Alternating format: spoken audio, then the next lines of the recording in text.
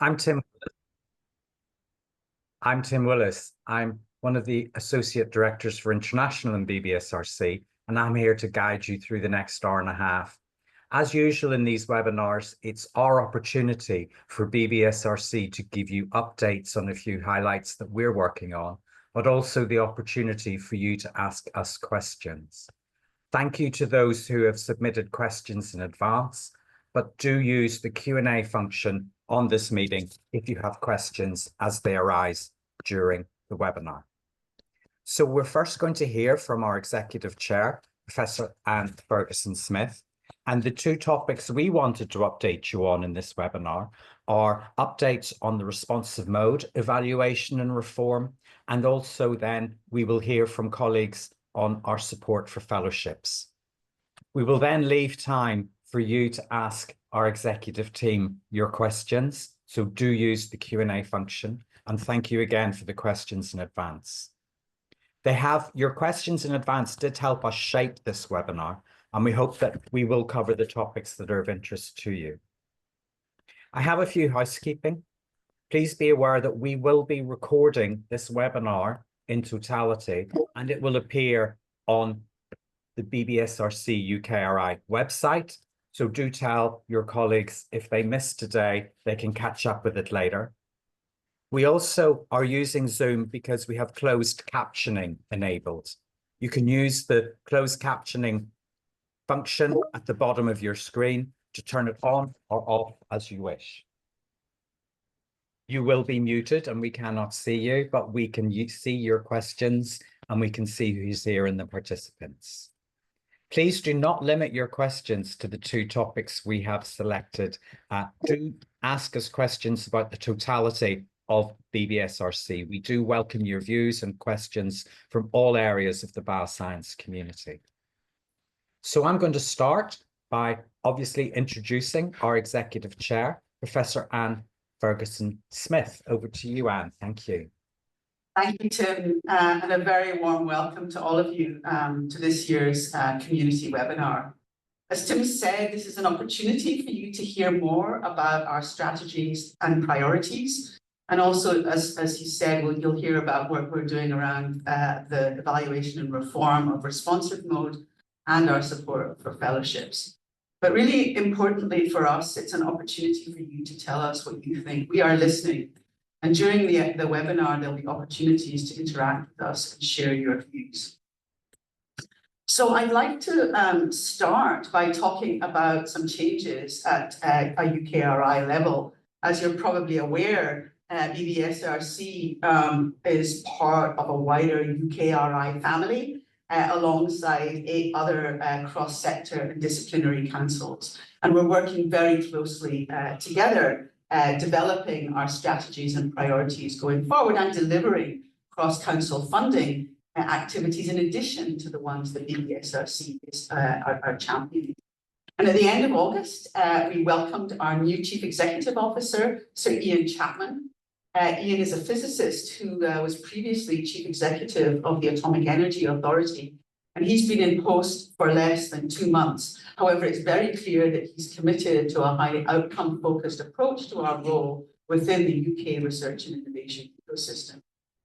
So in this context, and with our new CEO and executive chairs from the councils working together, we think about the research and innovation system and our contributions to it going forward, probably in a more holistic way than before, with an investment portfolio that supports a research and innovation system delivering multiple benefits locally, nationally, and globally via what our Science Minister, Patrick Vallance, has described as 3 buckets. And these are the new discoveries from excellent curiosity-driven research, which absolutely underpins our direction of travel.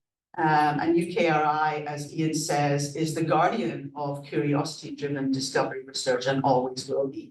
It's the foundation of what we do as an organisation, and that's Ian Chapman's words. It's also associated with the formation and success of innovative companies as we promote them scaling and growing across the UK, but also delivering better outcomes for society, both nationally and, of course, globally. And at the core of this investment, at the heart of this, is our investment in people, our investment in research and innovation infrastructure, and our investment in critical technologies. And since his appointment as CEO, Ian has really spoken publicly about UKRI and its priorities for us as an organisation, as a guardian for curiosity-driven research, as I've said, and to amplify and accelerate the impact of our UK researchers. So how are we funded? So if you aren't already aware, UKRI is a non-departmental public body sponsored by the Department for Science, Innovation and Technology. Spending decisions made by Treasury determine our funding allocations to DCIT and ultimately to UKRI, which is just one of DCIT's partner organisations. And we are currently involved in a two-phase spending review. Phase 1 allocations were announced in April, a one-year settlement for 25-26 budgets, and allocations to councils were published in July, which can be found on our website. UK's overall allocation for this year has been 8.8 billion, with BBSRC receiving a core budget allocation of around 326 million, plus on top of that, a series of additional funding that takes our overall allocation to a little over 600 million. It's important to note that actually the outcomes from phase 2, which is a multi-year settlement up to 2930, were announced in June, setting department level budgets, and we're now working closely with DCIT to confirm UKRI settlements and the allocations within them. Of course, our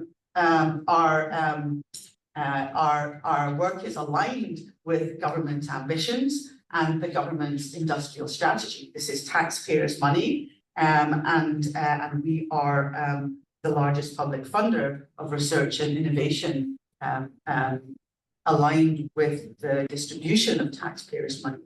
And therefore, our narrative is very much associated with working with government. And the structure for this is based around the government's new industrial strategy, a 10-year plan that promotes business investment and growth. It focuses on 8 sectors that have the greatest growth potential over the next decade.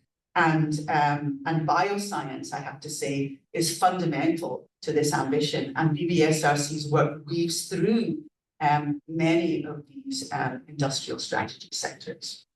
In particular, in advanced manufacturing, in digital and tech, engineering biology is one of 5 major components of the digital and tech industrial strategy. And of course, life sciences, where our work on improving health and well-being, food security, food to health plays a critical role, although we have, of course, roles to play in several others. So this leads me to BBSRC's vision and our refreshed forward look for UK bioscience, which we published in the summer and was developed through broad and deep consultations with you, the community, and with other stakeholders across the ecosystem. And many, many thanks to those of you at all career stages who have contributed to these consultations. It's been really, really useful and actually really interesting. And this forward look really articulates an ambitious vision, I think, to harness the power of bioscience to deliver a healthy, resilient, and sustainable future. A future where people and animals have healthier lives, where everyone has access to safe, affordable, nutritious food. A vision where environment and ecosystems are enhanced rather than degraded by human activity and reliance on fossil fuel-based resources. We have greater disease preparedness and resilience, and our economy, of course, grows in innovative yet sustainable. So it's a long-term vision, and it will underpin the next phase of our strategic delivery plan that we'll be working on. It provides a foundation for our input into spending reviews and funding allocation processes. So in our forward look, we have set out this ambition that focuses on 3 interconnected broad research priority areas. That's healthy people, animals and plants, sustainable agricultural and food systems, and a resilient bioeconomy. These are designed to address the key global challenges where we really believe that bioscience can realistically offer solutions around climate change, infectious diseases, and of course, aging populations. And the three important components that are underpinning this, through which we will achieve this ambition, involve, of course, catalyzing discovery. This is our commitment to curiosity-driven research, applying innovations to real-world change, targeting discovery outcomes to the right places for the right purposes, and importantly, creating and deploying transformative technologies, a toolkit that will unlock advancement. And I'd like to say a little bit about these three priority challenges for us. Of course, as you know, curiosity-driven research drives the progress through knowledge and understanding of biological concepts, and is something that we in BBSRC are, I think, renowned for championing and continuing to commit to, given the connectivity of our fundamental bioscience advances and contributions that they make to multiple other disciplines, including those outlined in the industrial strategy. We are committed to, of course, maintaining the UK's research base, its capacity, its capability, and its agility in key bioscience areas. And of course, in this digital age, this involves actually high-quality data generation and data usage. And on the schematic on the right, you can see over the past 15 years where our responsive mode funding has gone in this sort of bubble chart at the side here. You'll see in red cell sciences, and in green plant and crop sciences, and in blue protein sciences, structure, alternative proteins, etc. Neuroscience up there in yellow top.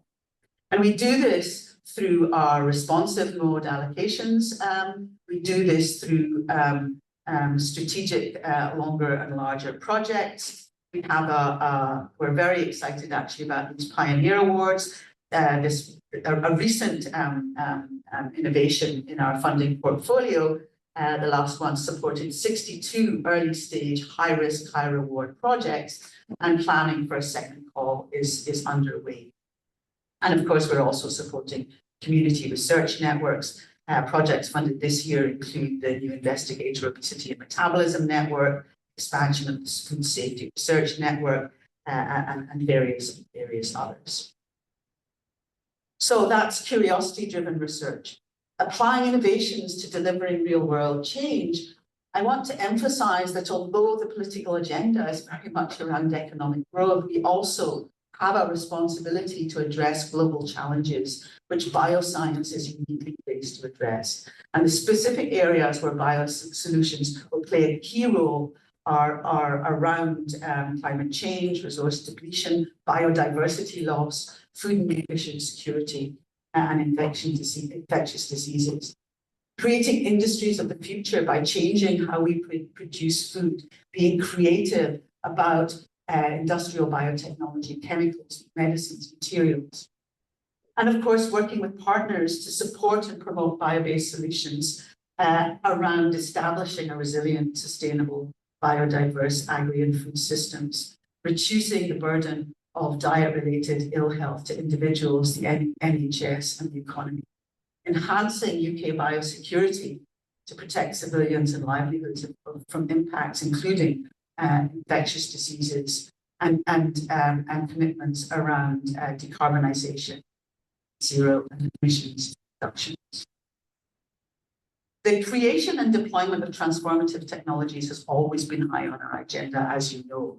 And here, this is about ensuring the responsible creation and deployment of tools to really enable these biosolutions. For example, the secondary legislation to implement the 2023 Precision Breeding Act, which comes into force in November, is a really significant step forward in the implementation of the transformative technologies that the bioscience community have been contributing to over the years. Supporting the convergence of bioscience with data accumulation, engineering, and AI to transform research practices. And we're currently developing an AI for bioscience strategy that's sitting within the work that we're doing across UKRI, across councils on a refreshed UKRI AI strategy. And particularly for us, opportunities at the interface between AI and engineering biology have been part of these discussions.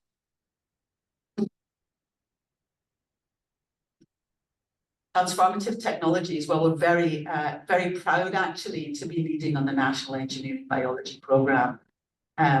Engineering biology being the design, construction, and deployment of biological systems. And this is really has been a major strategic priority for BBSRC for decades. It was called something else in the olden days, and it's evolving into a bigger and even more impactful part of our national research ecosystem. And it's one that resonates very closely with the themes in our forward look. And it's, as I said earlier on, one of the government's priorities sitting in the digital and technology sector plan of the modern industrial strategy.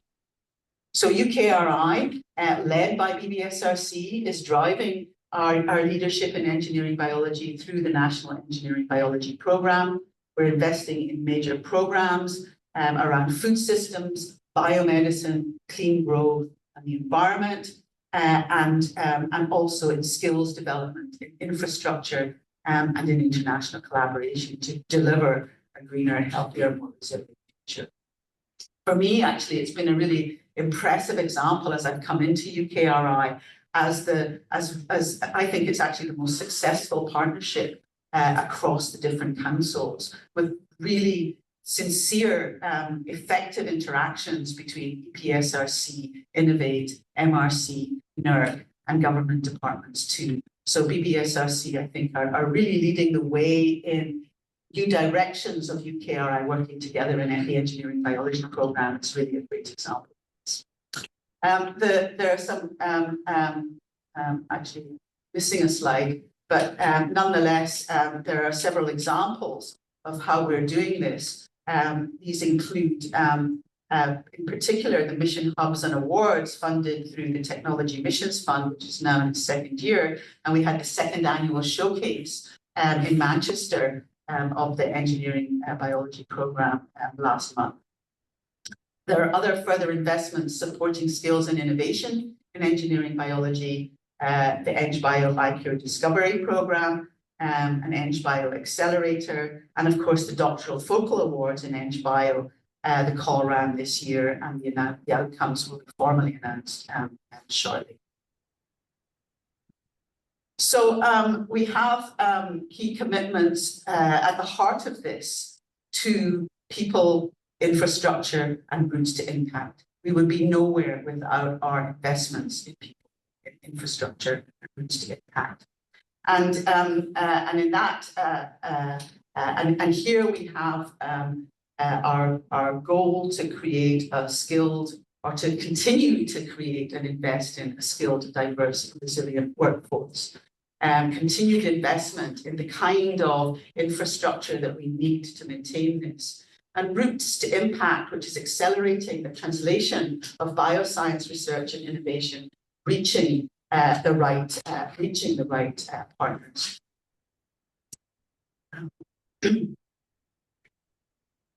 So just to say a little bit more about that. In terms of our people, they are at the heart of the research and innovation system and a cornerstone of actually both BBSRC and UKRI strategies. And our refreshed forward look really reinforces this.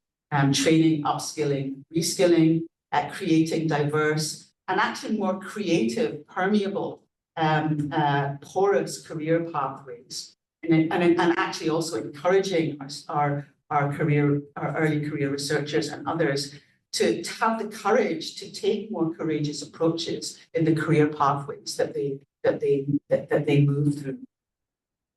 We continue to support the Doctoral Training Focal Awards and our Doctoral Training Landscape Awards. You're going to hear more about our BBSRC fellowships and our forward-looking thinking around that direction of travel.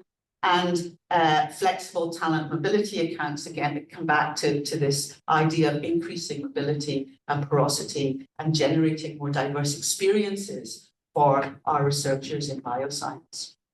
And championing research culture. We have a Connecting Culture Fund, which enhances EDI in our BBSRC funded networks.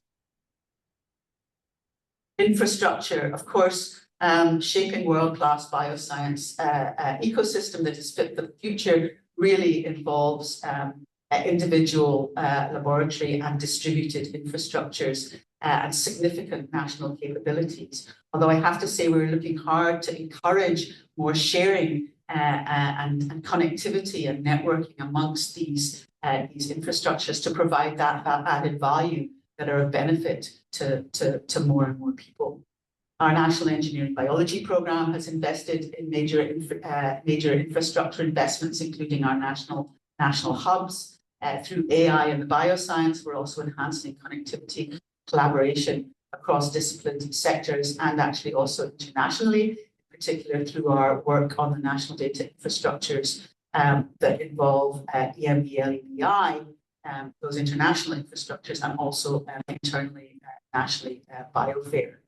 We continue to support essential research and commitment through our alert calls and through nodes of international infrastructures such as Eurobioenergy.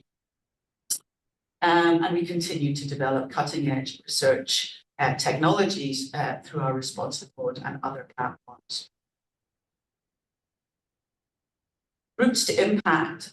So this is really about fostering connections and enabling partnerships leading from discovery to adaptation to application and implementation. So this is enabling this end-to-end connectivity across the ecosystem, co-creating strategies and solutions with national and global partners. One of the most interesting investments the government has made, which we just actually, there was a call started this week, is the Local Innovation Partnerships Fund, which is really aimed at that end-to-end connectivity in regions, and there are key priority regions the government is investing in with fixed amounts, in addition to a competitive call more widely around the country, really playing into our commitment to the place agenda and to ensuring that there's a continued investment in our regions. And UKRI have oversight for this Local Innovation Partnership Fund. And in fact, all the councils are sitting around the table and engaging in that process. So, of course, fundamental to our forward look and our strategy is working in partnerships with others. This is a really important component of what we do. This includes partnerships with universities, with other research organizations, other funders, with industry, with multiple government departments, not just DCIT. And from a BBSRC perspective, DEFRA is a very close partnership with DEFRA. Working with the third sector and end users of research. And together we are co-designing and co-delivering the enabling pathways. Of course, BBSRC supports 8 theme-focused institutes embedded in 5 innovation campuses, enabling these growing bioinnovation clusters that capture the highest quality research innovation into startups to enhance scale-up, to accelerate impact. So we hope to continue to provide leadership in this partnership way of working, and to work with the wider community going forward. And actually, I spend quite a bit of my time engaging with partners, trying to enhance, deliver these ambitions.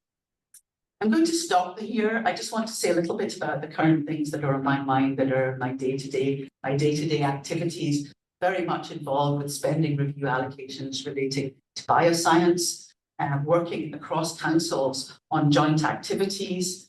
I'm actually, on behalf of UKRI, leading an Institutes and National Capabilities Review. We have a large number of institutes across all 9 councils within UKRI. And we haven't before taken a holistic view about how they connect together and learning from best practice within them. And that's been a very exciting exercise that's allowed me to engage with the wider institute community across UKRI. We've been visiting our partner universities, institutes, engaging with other partners, as I've already mentioned. Of course, continuing to develop and invest in our skills-based and new talent and infrastructure. Those are part of business as usual, actually. And you're going to hear about some of the internal projects that we've been driving in the last year since I've come into the role. That's the responsible review, which Jef is going to talk about, and the strategic review of our fellowships, which Aidan is going to tell us about. But for me, the three underpinning threads that run through this is really ensuring that we support the highest quality research in the biosciences and biotechnology space across the UK. We're more than just a funder holding the purse strings. We want to co-create, we want to work with you to really enable that national bioscience ecosystem to thrive. We're listening to your ideas, and we want to work together to nurture and enable and support.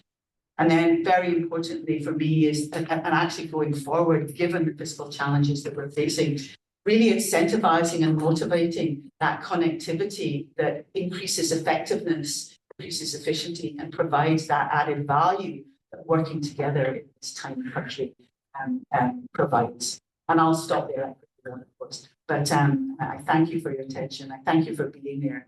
And I pass over to Jef. I will stop sharing.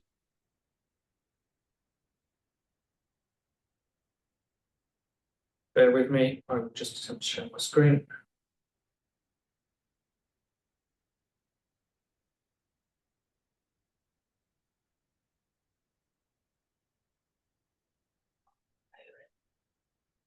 I check that you're seeing the right screen now. Yes, we are. Okay. I'm going to give you an update on something which I talked about at the webinar this time last year, for those of you that were present there, on evaluation and reform. And just a quick recap as to why we're doing this. That our current responsive mode system, including the current committees, are now over 15 years old. There have been many developments around operational refinements since then, but on a overarching level, not much has changed in that time in terms of the way we deliver our responsive mode. It is our biggest core funding commitment, about a third of our core research budget, as Anne mentioned, and we have protected responsive mode in lean times. Nevertheless, the core funding which we receive is a smaller proportion over time of UKRI's budget, so this is a pressured budget. We haven't systematically reviewed the scheme in that time, and as we have a number of drivers for potentially evolving the scheme, we felt it was really important that we had an evidence base on which to feed into that. Right. Those drivers, the responsive mode system is under considerable pressure, and this is mostly felt by the research community. This is not unique to the biosciences. All parts of all disciplines are experiencing this, but we need to respond. And although we have many success stories to point to, there is a perception that we hear from the community that we could be doing better, in particular at soliciting and supporting the most transformative research ideas and importing best practice from other funders where they are perceived to have it. Alongside this, UKRI has a simpler, better funding programme, which is aiming to deliver harmonisation of our schemes and the way we deliver our schemes across UKRI to simplify what is currently a very complicated offer to the community, and meaning that you can transfer ideas and grants across the system in a more seamless way than currently. That also is impacting the nomenclature. In the future, we won't be talking about responsive mode, but rather applicant-led mode, for example. So we are now in the thick of another responsive mode evaluation. This is probably the largest evaluation we have ever done, and I'll give you some figures to support that in a minute. And it is being delivered in multi-parts. We have in-house capability to look at our grants portfolio data, not just the funded portfolio, we're also looking at the unfunded portfolio and looking at differences between the two, which is interesting. This will be supported by a community consultation to test views and perceptions. And then we're expecting to do some external data analysis as a kind of part two, using kind of data sources that we don't have the same access to. And this will be stitched together by an independent panel that will look at the evidence and provide us with some thoughts on what that tells us. However, we are intending to draw on the interim outputs in a dynamic way, simply because time is marching on. So just to give you a flavour, we're looking at inputs and outputs. This is very much work in progress. These numbers may change as we refine, but just to give you an idea of the scale of what we're talking about, over the 15-year period, we've invested over £2 billion in responsive mode grants. That's a huge amount of money, but it's much smaller than the amount of money we have been asked for, which is more like £9 billion. We've received nearly 19,000 applications, 4,500 of which have been awarded. So that gives you a sort of scale of the portfolio we're looking at and the reason why we need to know what's in those boxes. We're also looking at outputs, and this is just a top level kind of teaser really of some of the data that we've immediately been able to extract, which is there are 17,500 journal articles which have been published between 2015 and 2024, which can be linked to our responsive mode grants.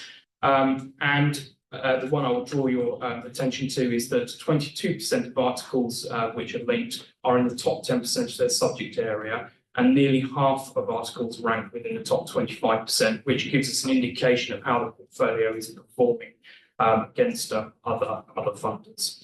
So we're looking at other outputs. We're looking at what institutions we're funding across the geography of the UK. We're looking at partnerships in that as well. We'll be looking at different science areas funding we've funded, including emerging topics and versus other forms of support, for example, through our institutes and through managed mode or targeted mode forward. We'll be looking at benchmarking citations, areas of particular strength, gaps and USPs. And just as a teaser, one area that has immediately popped up as being performing very well is our plant science portfolio, which is an area of USP for BBSRC. So that's nice to hear, and more on that as we refine our data.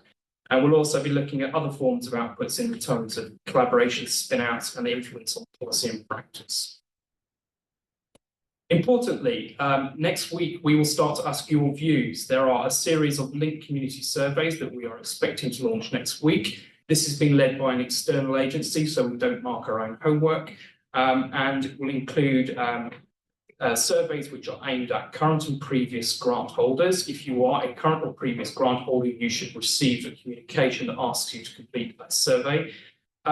We are also, perhaps controversially, asking applicants who have applied to us but have never been awarded a responsive mode grant as to your perceptions for our scheme, and we think that would be an interesting subset of data.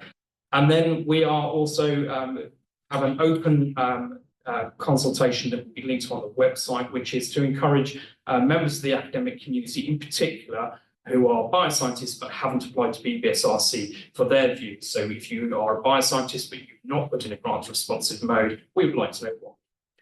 And we will be following up with a series of one-to-one interviews and or roundtable discussions. We'll be soliciting your desire to take part in that as part of the survey. So if you would like to have a bit of a deep dive into some of the more interesting issues that we pick up through the surveys, please do tick that box.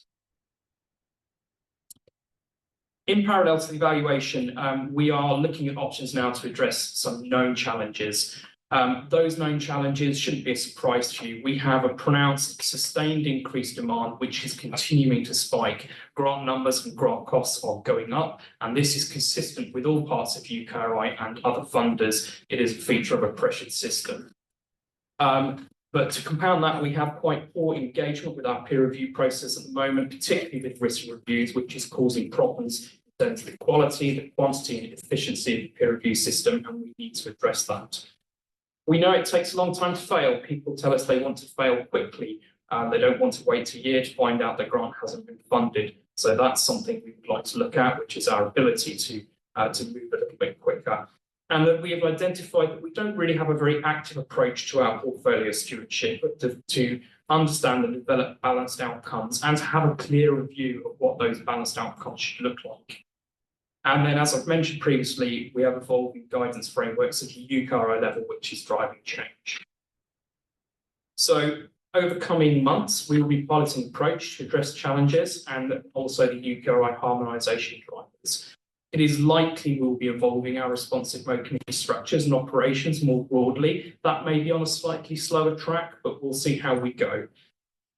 We are going to be informed by particularly the community survey outputs from the responsive mode evaluation. We will use those results as soon as we can, and we'll be working with the committee chairing and membership pools as we go as well. We aim to be dynamic. This isn't going to be a kind of a one-up. If we implement things and we find they don't work, we will do something different. And we will endeavour to communicate incoming change clearly and quickly, because we recognise this is in a dynamic, pressure broader landscape. We need to get on with this. These things take time, and we need to start to enact change quickly. Otherwise, we find we're behind the curve in dealing with the sorts of issues that I've raised. So it is unlikely that we're going to be able to do a systematic consultation on future steps, but we are listening. At the last community webinar, I did a kind of temperature take through a Mentimeter survey, and the key things you told us, you value transparency and right to reply. We've heard that. Those are the two issues that came up time and time again. We have heard that these are features of the system that you value and wish to retain. What you didn't tell us is that you love the current system and please don't mess with it. You have, I think, given us mandate through various consultation modes to try new things. There is an appetite to do that. I'd also just like to give you an offer, which is I am providing the senior oversight for this work. And if you want to tell me what you think, by all means, please drop me a line. My email address is on the slide. If I get inundated, I don't promise to reply to you, but I do promise to read and take note of anything you submit to me. And just to give you a sense of time frame, we are looking to implement changes as quickly as possible. You can expect to see changes, I think, within a 12-month time frame, preferably a little bit sooner than that, within 2 to 3 rounds of responsive mode. And I will leave that there. Thank you.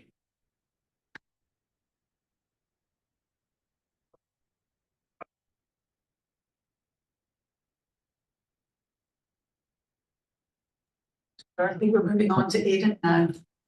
Thank you, Anne. I'll just bear with me a moment while I share my slides.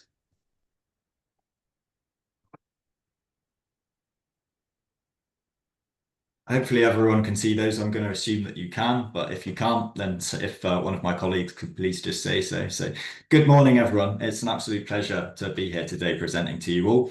My name's Aidan Grimsley. I'm Senior Portfolio Manager for Fellowships and Early Career Researchers over at BBSRC. And as you know, I'm going to be presenting to you on our Fellowships programme today. So more specifically, I'm going to give a short overview of our current BBSRC Fellowship scheme, and I will try to keep that brief because I'm aware that many of you in the audience will be quite familiar with it. I'm also going to touch on how we've managed demand for the programme in 2025 and the support from the community that has helped us to do that.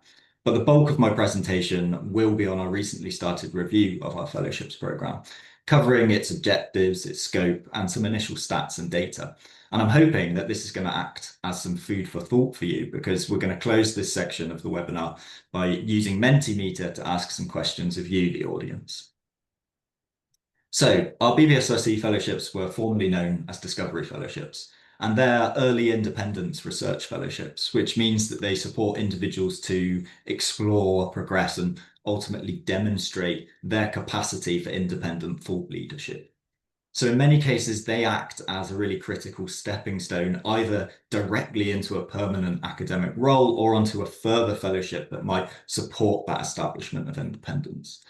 So we achieve this through our BBSRC fellowships by providing 3 years of funding for the individual to conduct their own research within a host laboratory and simultaneously pursue career development opportunities which are tailored to their own personal career development plans. Typically, our applicants are at a postdoctoral level, but our eligibility have actually changed over recent years. There's no time-bound criteria on number of years spent as a postdoc, and in fact, there's actually no requirement for a PhD at all. We welcome individuals from across the sector, including, for example, research technical professionals. So we invest around 9 million a year into this scheme, which typically supports around 15 fellows annually. And we expect to see strong support for the fellow from their host institution. That could be in terms of training, mentorship, career development, or things like providing dedicated office space, or even potentially conditional career opportunities at the end of the fellowship. Ultimately, it's all about demonstrating that the host is the best possible place to support the career development of the fellow, as well as undertake their particular research project.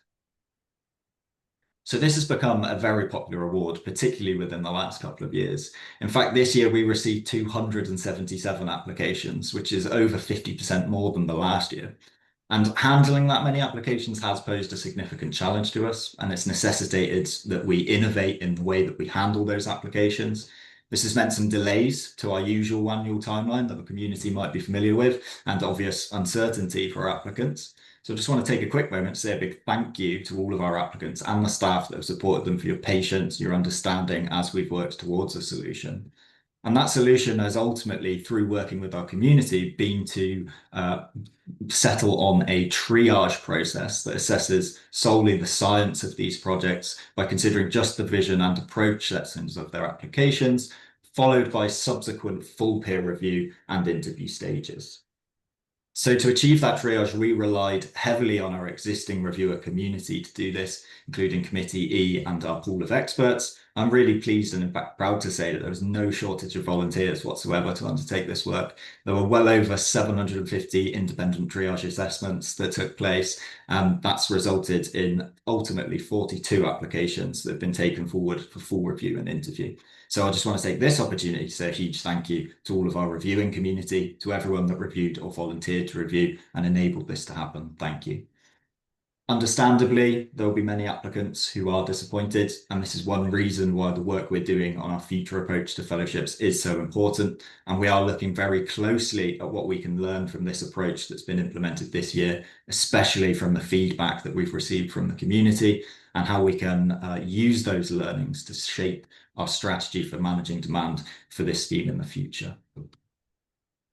So we've very recently launched a review of our fellowships programme, and today's an excellent opportunity to share some of our early stage thinking about the objectives and the scope of this review, as well as share some initial data and consider other areas for further investigation. And as I said earlier, really keen to hear some of your thoughts about this at the end. So the purpose of the review is deceptively simple. Use it so that we can optimise our support for future leaders in bioscience research and innovation. To do that, we need to gather evidence on both the strengths and the weaknesses of our current fellowships offer. We need data and case studies showcasing, for example, career benefits, research impact, other tangible benefits like access to networks or collaborations, and ultimately the return on investment of these awards. But that's all looking inward.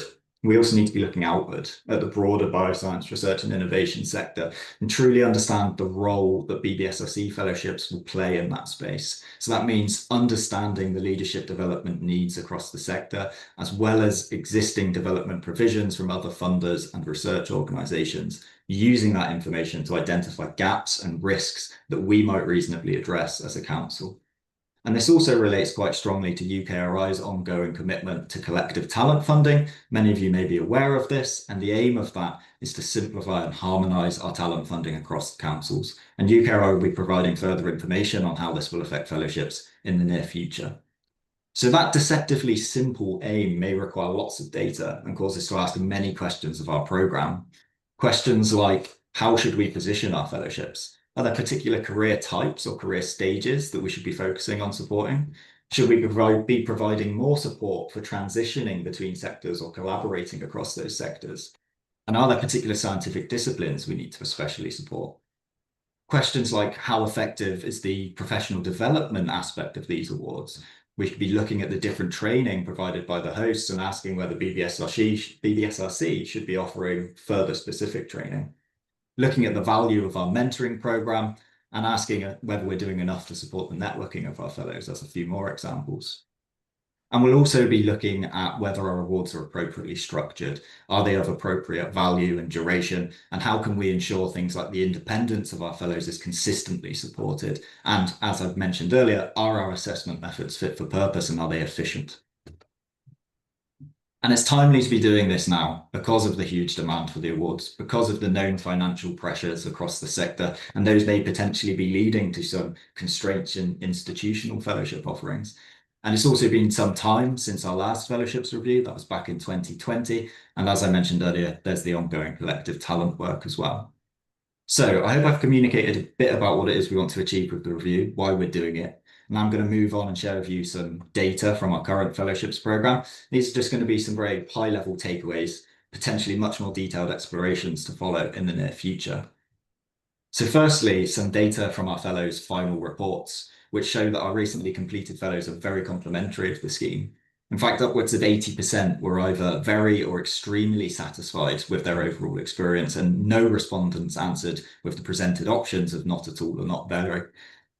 And many fellows elaborate on this further in open questions, with a key positive theme being that this award gives them the time and opportunity to carve out their research niche, as well as develop competency in a variety of relevant skills, for example, grant management, knowledge of the peer review process, and leadership and management, to name a few. Obviously, we're quite proud of that statistic, and I think that we should be. But we do acknowledge there's room for improvement. And again, the fellows are forthcoming and providing us with constructive feedback, which we always like to see. And this frequently falls into two key themes. One being longer awards or opportunities for follow-on funding to better support that transition towards independence. And the other being requesting clearer expectations of how hosts should support their fellows, particularly around preserving a fellow's independence. One of the great things about this particular scheme is that we pair our fellows with a mentor from outside of their research organisation, and they can often provide a very different point of view and different type of support in comparison to an internal mentor who the fellows also have. And I'm really pleased to say that 67% of recently completed fellows said that their relationship with their BBSRC mentor was either very or extremely useful during their fellowship. Again, I think that's a really promising statistic, but we do need to acknowledge that it doesn't necessarily work for everyone. Just under 10% say it wasn't particularly useful, and that might be something for us to dig into deeper.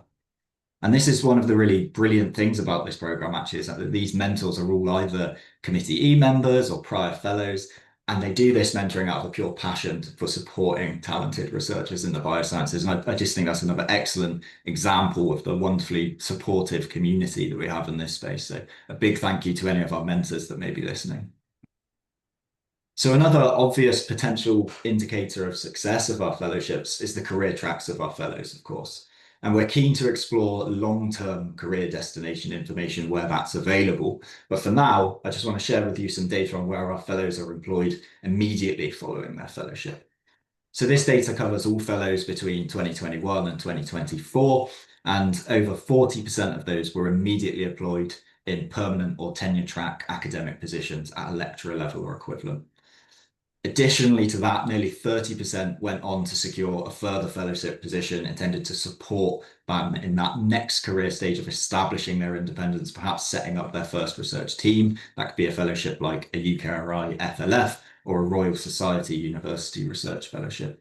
So taken together, that means more than 70% of our recent fellows have either achieved that academic independence or taken a significant next step towards achieving it, which is of course in line with a major objective of this scheme. But it's important to remember when thinking about how we want to support the porosity of individuals and their career pathways and career choices, that remaining 30% actually go on to work in or support the research and innovation sector in other really meaningful and significant ways, including influencing policy or working at funding organisations, working in industry, or even starting their own businesses. So one of our biggest changes in the fellowship space in the past 5 or 6 years was the discontinuation of the David Phillips fellowships. They offered support for that slightly later career stage of establishing independence, and they were discontinued largely due to the expectation that the UKRI FLFs would fill this role. And I'm pleased to confirm that the biosciences do actually do quite well out of that particular scheme. Between 5 to 14 UKRI FLF awards have been led by BBSRC annually. So where an award is led by BBSRC, that means it's considered to be primarily within BBSRC's remit. And they typically make up about 10% of all UKRI FLF awards every year.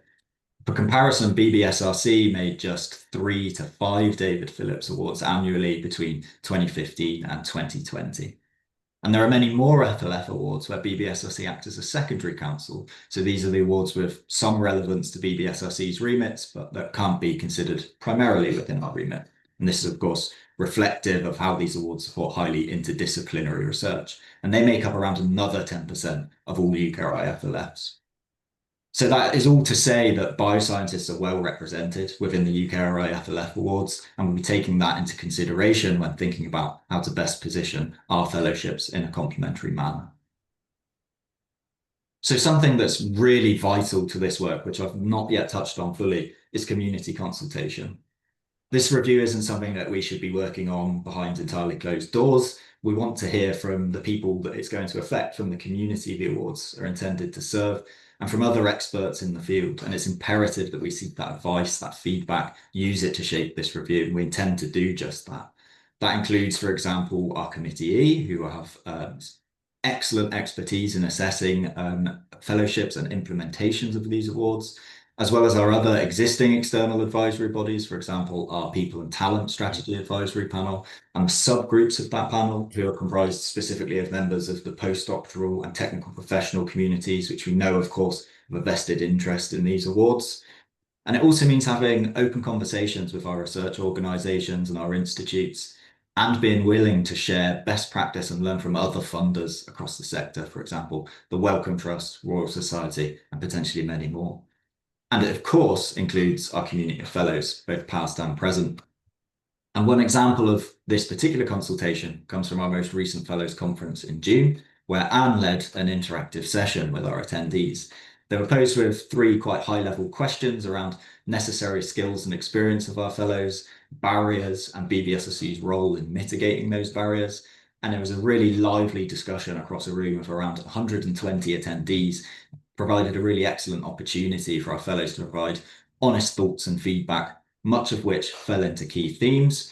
Once again, we saw this theme of inconsistency of support for fellows' independence across differing institutions, and again, this theme of a desire for longer awards or for fellowship-specific follow-on funding.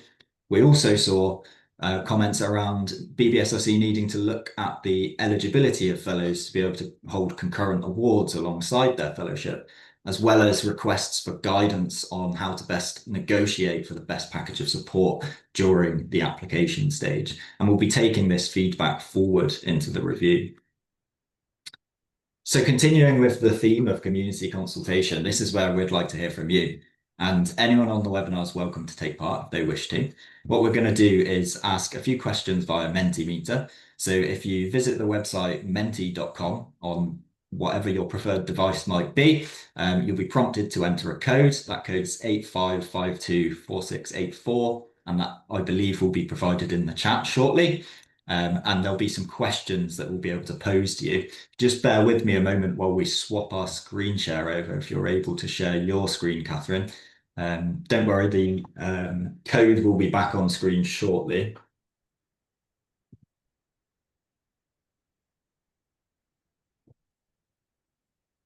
Thank you very much, Catherine. So these questions are intentionally multiple choice, but not necessarily an easy choice. I think if there was an option for all of the above, many of us would pick it. So it's really about prioritizing. And the first question is around the ultimate goal of the fellowships. I can see there's lots of votes whizzing in already, which is excellent to see. Quite a few coming in then for developing the best research leaders. Absolutely agree with that. And there are many facets to what make a good leader. That's something we clearly need to explore. So independent thought leadership is, of course, incredibly important, but you need to be an excellent manager. You need to be able to help those other people in your team to rise up and develop as well. Seeing lots of votes as well for producing excellent research, absolutely. And that's not something we've shared much data on today, but we'll absolutely be looking at some of those research metrics, things like publications, patents, collaborations, databases, new technologies, etc. Permanent employment of fellows was another one. That's okay, Catherine, keep it on this one, thank you. But saw that permanent employment was up there as well. Glad to see that we've got some data to back that up, and we'll be looking at that further. So the next question then is, how should we focus our provision? Thinking about career stages and career types. I'll give you a moment to read through these questions and for some answers to come flooding in. So our support currently is focused primarily at that postdoctoral stage, at that stage of exploring your research independence. We're seeing a few votes come in many votes come in supporting that, as well as at the establishment stage, which is more aligned with the UKRI FLFs. So that's good guidance that we're on the right track currently. Seeing a number of votes as well for technical talent. This is something we absolutely want to keep an eye on. Of course, the technical development pathways are changing in many universities. We need to keep abreast of that. We need to think about how we can support people to transition into those pathways or develop through those pathways. And of course, there's lots available now across the sector from, for example, the ITSS or from Daphne Jackson technical fellowships. So we need to be mindful of those, as well as some folks coming in for very early career stage support, perhaps immediately after PhD. So maybe we need to start thinking about how we link our doctoral awards with our fellowships, and is there something we need to be doing around bridging that gap? That's really interesting. Thank you, Catherine. I'm happy to move on to the next one. So how would you change BBSRC fellowships? And I think we've seen some key themes coming through from our fellows, and I expect many of those will probably be reflected in the audience votes once again, but it'll be interesting to see which of these options you feel are most important currently. I'll just give you a moment to read through the questions.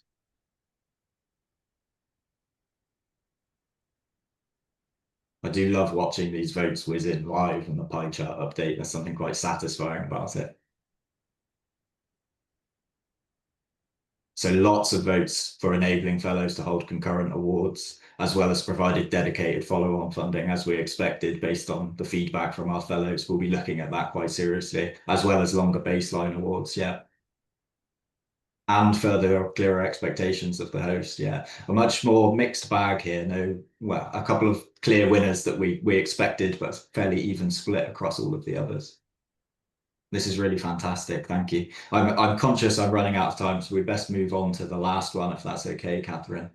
Now, this one won't be quite as visually appealing. This is really more for my benefit and for everyone watching at home, I must admit. But this is really an opportunity for you to just say whatever you want to. This is an open opportunity to make suggestions, maybe critique any of the comments I may have made.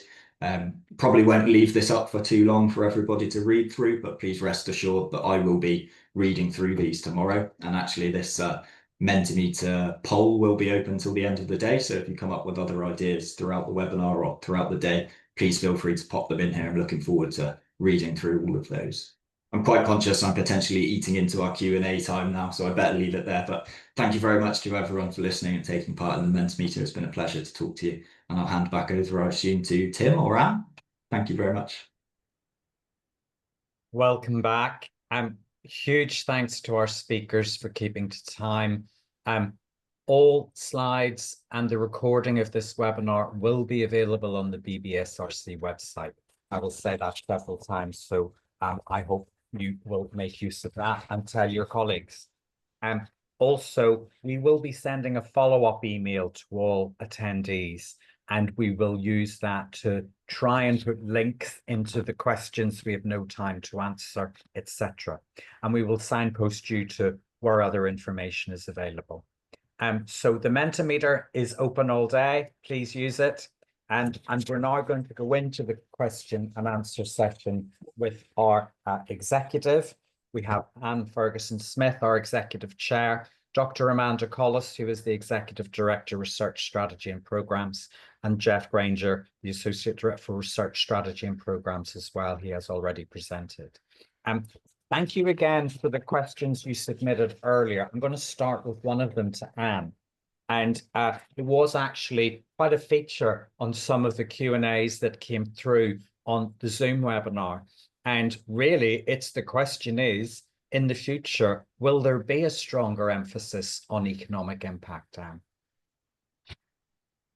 Thanks, Tim. Well, I mean, as you know, advances in bioscience are already delivering real-world benefits that improve lives and livelihoods, and economic impact is a core outcome of that.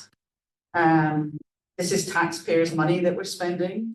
So one of our jobs is to ensure that the discoveries and technologies that we make are deployed effectively to generate better societal outcomes, and we're doing that within our council and in collaboration with the other councils within UKRI. And we'll continue to do this.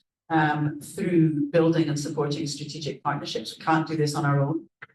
Through investing in infrastructure, making sure we have a skilled and connected workforce, and through supporting the communication of the benefits that investing in bioscience delivers. I think we need to be doing that better, and particularly in the way we interact with government. Really, you know, this role of bioscience in changing our or influencing and impacting our national landscape and our economic growth is very important. So we are working closely with Innovate and other councils. We're engaging with our innovation campus partnerships,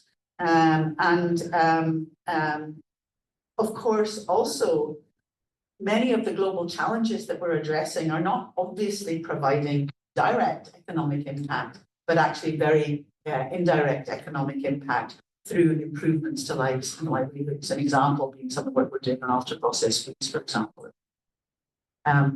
Yeah, I'll stop there. Thanks, Anne. We're going to draw on more of the questions that were submitted before the webinar. I'm going to turn to Amanda. And a heavy feature of the questions in advance of the webinar was the need for pilot data, which really needs to be secured before funding.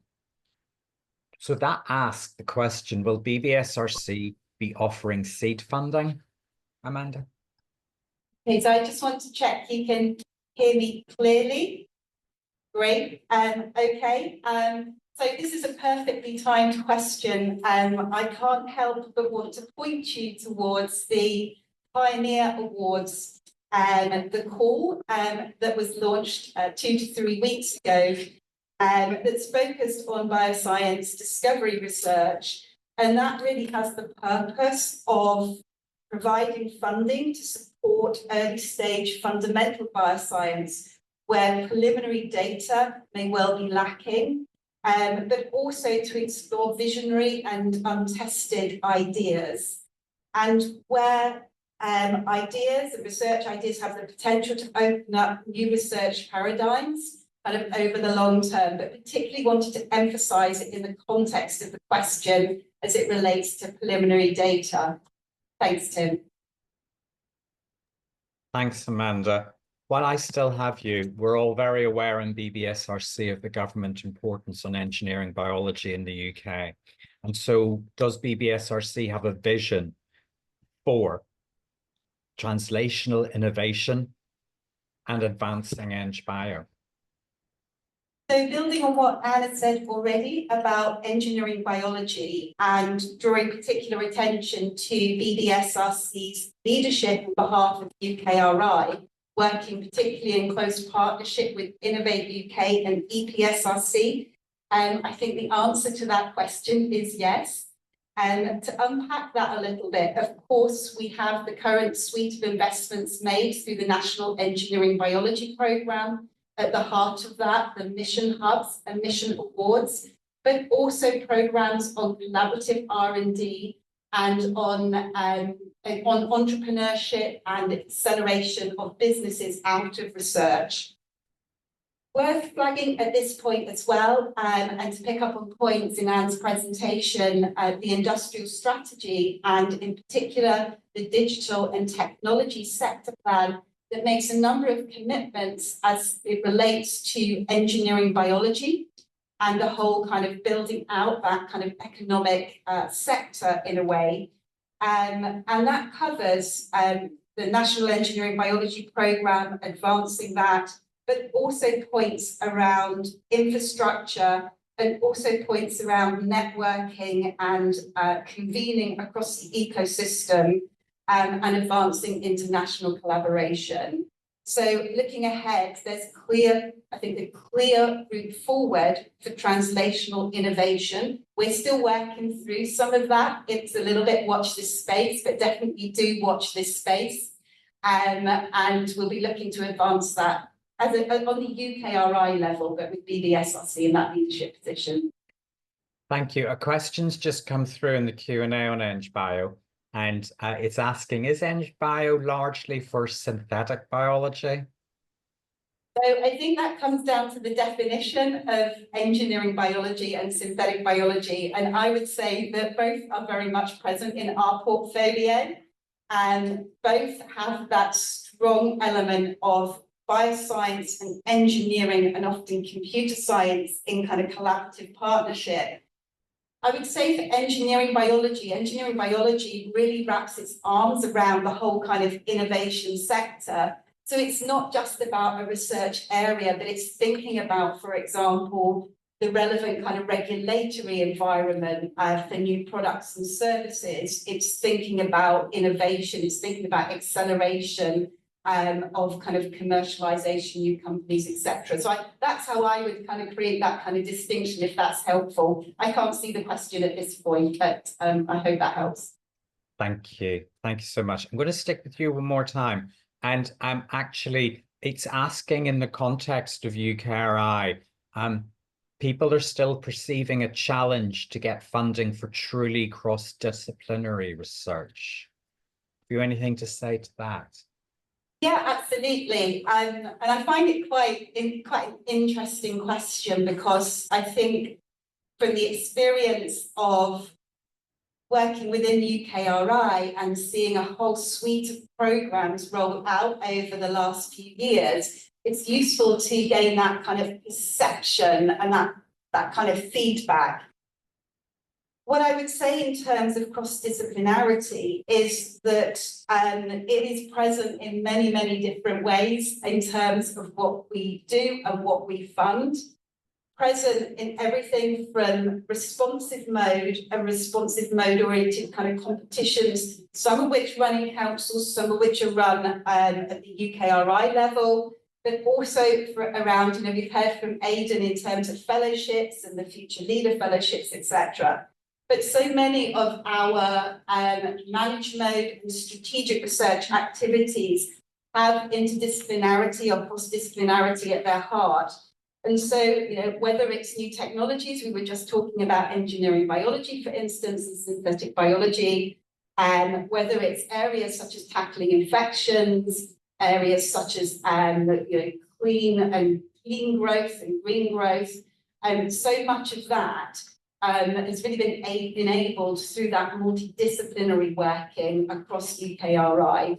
So I would like to think that interdisciplinarity is alive and well and advancing within UKRI and within BBSRC, but equally it's really helpful to have that feedback because it makes it's a good prompt and a challenge to us. So thank you for the question and thanks, Tim. Thank you. Jef, I'm going to hand over to you. Thanks for your presentation. It has generated quite a few questions in the chat, and we're trying to answer as many live as possible. Actually, just as a comment to both Aidan and Jef, there were some praise for the manner in which we're now conducting our reviews and our consultations. And there was a plea not just to consult with researchers, but with university offices, with technicians, which you have noted and will be taken forward. Thank you. But Jef, there's a question that came through in advance, and it's back to interdisciplinary and back to discipline boundaries. And could you just have a few words on how BBSRC overlaps with MRC, which general health and development, specific disease? Could you have anything succinct to remind us of BBSRC and MRC? Thank you. Yes, I do. Can you see me? Yeah. In a previous life, I was the head of bioscience for health at BBSRC, so I have some well-rehearsed boilerplate on this. BBSRC is interested in human health and human resilience and homeostasis. Resilience being resistance to challenge, so you don't break down. We're interested in understanding when resilience starts to break down, so when healthy states start to become dysfunctional states and how that happens. However, when you get along the path to looking at how a specific disease comes about or an intervention to it, that is not for us, that is MRC. So that is broadly how we define the distinction. Of course, there are overlaps, and we always encourage you, if you're not quite sure where to put your proposal, get in touch with us and we will tell you. Hopefully that's clear. Thanks, Chair. Sticking with that, How about social science? Do you see a role for social science researchers in BBSRC schemes? I mean, transdisciplinary, co-design, etc. Absolutely. In a broader sense, the story of UKRI has been around bringing the disciplines together to create multidisciplinary ways of working that are more efficacious than trying to do things on our own. Social science has often been, we often get accused of bolting it onto a bioscience solution and trying to push it.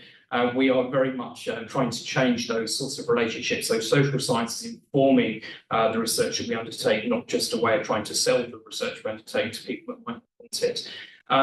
In particular, around health, again, looking back to my previous answer, we recognise that social status, social factors are critical to health outcomes. Clearly, if you want to understand how that comes about, you need to involve social science researchers. So absolutely, in principle, we very much see that the social sciences have a role in integrating with the biosciences to develop outcomes. In terms of mechanisms, all of our schemes allow for elements of multidisciplinarity, providing that you're not just submitting a social science proposal to BBSRC and that it is an integrated proposal. It should find a home either with us or with the ESRC, but there should be a home for the proposal, and we do encourage that. Thanks again. Thanks, Aidan, for your presentation. There's a few questions coming through on the fellowships. I think there's a major theme emerging, and recognizing the financial status of many universities in the UK, and yet the need for a successful fellowship is for them to mentor and provide resource, etc., to them as well. There's a concern in the community that this might bias towards the universities and institutions that can afford such fellowships in order to provide that. Do you have, but I'm going to help you because, I mean, the timeliness of this webinar is before these consultations are actively happening, both on Jeff's part and on your part. So can I reassure everyone that all these issues in the Q&A will be taken forward in the consultation process? But I'd like to introduce Rob and Aidan from the fellowships team. Do you have any comments on that right now? Yeah, you're absolutely right. And this is something for us to consider as we consult with the community, and it just emphasises the need to consult broadly. Of course, consulting with, for example, our strategic partner universities, but also looking beyond that to other institutions who may be struggling more. Thank you. And there's a huge hunger for fellowships to be extended to technical staff, to other people, to early career researchers. Can you reassure us this will be part of the review as well? Yes, absolutely. We've recently established a subgroup of our People and Talent Advisory Panel dedicated to hearing the views of technicians. And this has led to some recent changes in, for example, the way that we conduct peer review and some eligibility changes. And it's absolutely within scope to be consulting with them and more broadly on fellowships and the role that they could play in developing technicians. So we will be taking that forward as part of the review. Thank you very much. Going back to the financial situation in many universities, do any panel members, can you say what how UKRI is recognising this, or any steps towards it, or is that something we'll point you to in the follow-up email? Maybe I can comment. I mean, I think certainly UKRI is very conscious of the financial sustainability of the higher education sector, as is government, in fact. And I think that's and it's a constant source of communication, interaction, and engagement. It's featuring in discussions around REF, discussions around place, etc. And so, and in fact, the discussions around research sustainability. Of course, there's that educational component to it as well, sitting between the two government departments, which is, I'm not saying it complicates things, but it creates a broader discussion, and we are engaging with the sector, with government, at the highest level. within councils. Thank you. Sticking with responsive mode, Jef, there was quite a few issues about whether we go to open calls or stick with our deadlines. I've been in the Research Council's 35 years, and when there's a deadline, many academics recognise it and submit to it. There might be a time after we remove deadlines that people will submit applications when they want to or when they need to, importantly. Do you have any views on that issue? Only that this is something that we are under pressure as part of UPRI harmonisation to move towards. We recognise that there are going to be impacts, and in whichever direction you harmonise something, there will be people that aren't happy with it and it challenges existing ways of working. That's going to be inevitable. We don't know what the impact will be, and it rather depends also on the way that we implement this. If we do implement it, we can hide the deadlines that currently exist. That's a very easy way of doing it. We are aware that means that our committee members will get a lot of phone calls asking when the deadlines are. Or we can do something which is more radical around kind of more dynamic matching, which is much harder to implement but may have more profound impacts. We may start with one and move to another. I think this is part of the challenge we face, is getting things done quickly, but also getting things done in a way that is meaningful and impactful and doesn't have unintended consequences. So I'm not going to make any promises at this stage about how we do it, but just to reassure you, this is something we are now looking at very closely. Maybe I can come in on this as well as an active researcher who empathises with all of you out there who are, as Tim says, there are positives and more challenging aspects to this change. From my perspective, deadlines are my friend. And I think about, removal of deadlines with a little bit of shock horror, and in particular, perhaps more importantly, it enables researchers to plan their workforce effectively going forward. What are the implications for us as researchers in that changing context? And that's exactly what Jef is referring to as we look at the deeper implications of such changes. There are inconsistencies across research councils in how this operates, and so learning from the best practices and the experiences of the other councils is going to be very important, but recognising that different disciplines have different cultural heritage within their structure. So it's not just, it's a complicated thing to be thinking about, but something that is absolutely important about it. Thanks. The other issue in responsive mode, which is coming through, is resubmissions. And again, it's two sides of a coin. We have if success rates are at the level they are, there are many applications of high quality which are not being funded. If we allow resubmissions, that enhances the number of applications we get again and further reduces the success rate. Does anyone on the panel have a view on that and reassure us that this will be part of the assessment and evaluation of responsive mode? Sorry, Tim, can you summarise that again for me? There's a lot of questions and issues and thoughts on allowing resubmissions in responsive mode. Sorry, I was busy trying to answer something on the chat. Yes, it's the one thing that everybody wants us to look at is resubmissions policy. There is a reason we have the current resubmissions policy, which is the evidence base suggested that resubmissions do not fare well and just waste people's time. However, there may, that we've had the current policy for a long time. And we do need to review, particularly recognising the impact on career entrants when their first grant gets killed and their big idea can't come back. We do understand that. I think there is something around the potential for more iterative approaches to peer review to manage both demand and to drive up the quality of outcomes, but we need to implement anything quite carefully because there are potentially unintended consequences. And what we don't want is a churn of applications that are currently sort of coming back to us and not really going anywhere. So that is definitely something I'm. Thank you. Going to shift slightly. There's been questions about other government departments, and yes, we're funded by DCIT and work carefully with them. There was a specific reference to the Department of Health and Social Care, but obviously other departments such as DEFRA and for myself, the Foreign and Commonwealth and Development Office, etc.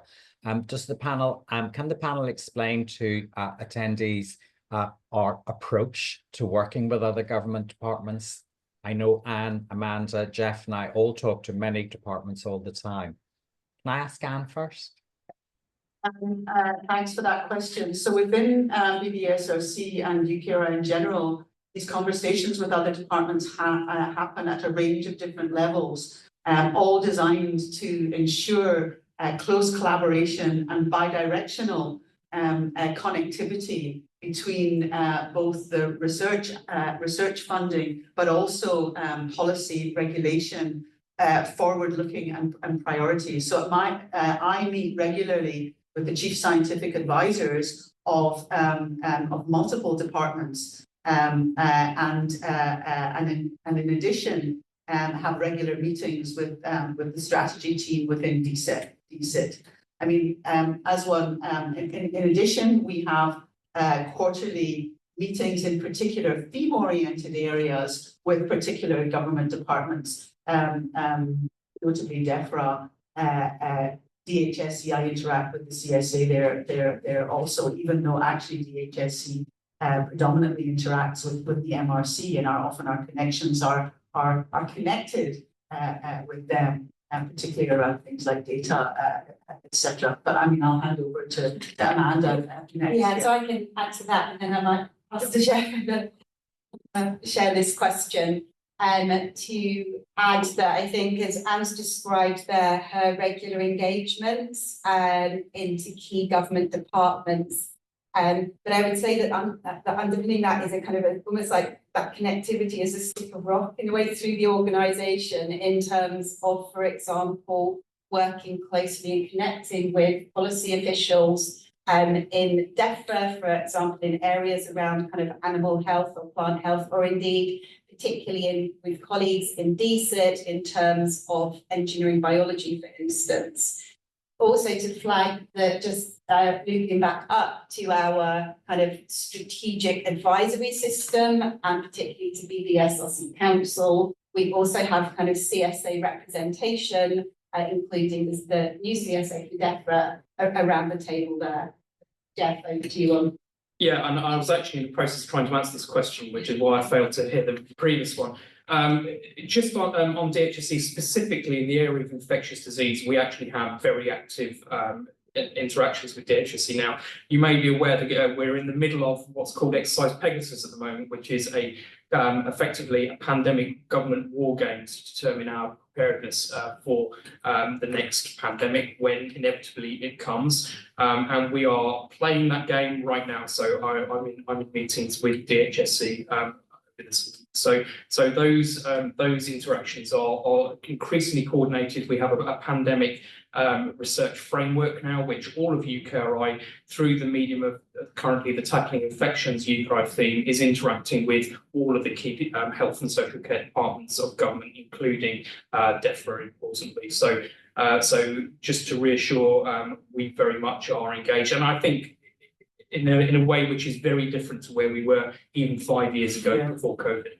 Yeah, and maybe I can come in on two other connections that I forgot to mention. One is that the executive chairs all interact with the Minister. Patrick Vallance, when he came into government, actually knew all the executive chairs of all the research councils, which I think is unprecedented. And the other area is working with our national research organisations, which actually is a collective of all the institutes and national capabilities across the UK. And of course, those investments have multiple interactions with multiple government departments. In fact, this is not necessarily been aware of this. And so we're harnessing that information, and that's helping that connectivity and relationships between UKRI investments and different government departments. And I just want to quickly follow up as well as somebody that spends quite a lot of their time in a devolved administration in Wales, but to recognise also the importance of that connectivity, the devolved administrations, and how we work, for example, through the Scottish Government kind of advisory networks, and also meet regularly, and often actually at the programme level, for example, the Land Use for Net Zero programme, supported through Building a Green Future, where we work very closely with the devolved administrations as well as with UK government representatives.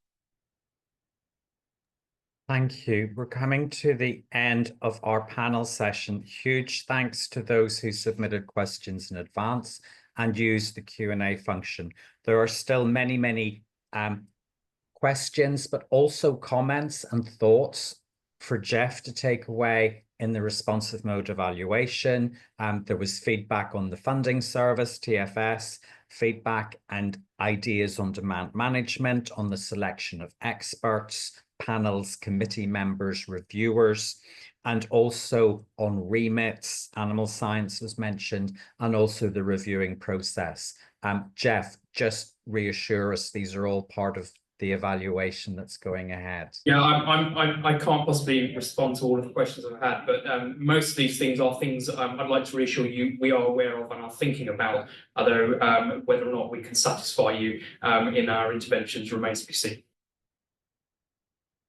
Thanks. And the way we move to deadlines, etc. as well. Thank you.